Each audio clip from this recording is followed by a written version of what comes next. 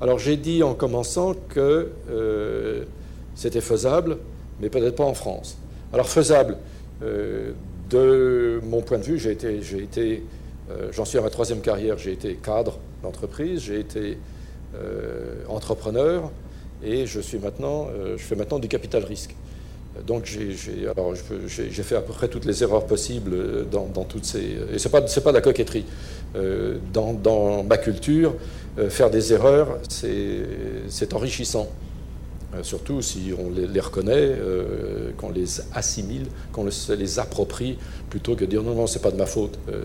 Dans la culture où je travaille, le seul péché impardonnable, c'est de blâmer le système, plutôt que de dire je me suis planté parce que j'ai oublié ça et j'ai pas fait ça, j'aurais dû faire ça. Les gens disent il a compris, qu'est-ce qu'on va faire maintenant?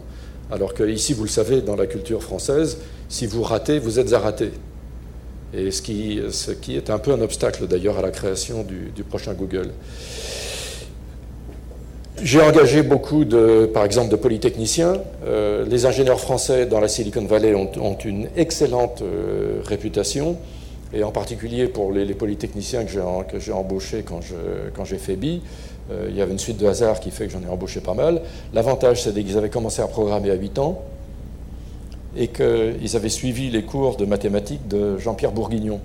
Alors pour ceux qui vous souvenez de Jean-Pierre Bourguignon, c'est le patron de l'IHES, l'Institut des hautes études scientifiques, le Princeton Advanced Studies français, d'où viennent un très grand nombre de Medai Fields, qu'on dit être le prix Nobel. Il n'y a pas de prix Nobel de mathématiques, donc c'est l'équivalent moral et intellectuel du prix Nobel de mathématiques. Et la différence, c'est qu'il faut avoir moins de 40 ans pour avoir la Medai Fields. Ça ne récompense que les gens assez jeunes. Et c'est pas forcément mauvais, parce qu'en mathématiques, il est difficile d'inventer quelque chose passer la quarantaine.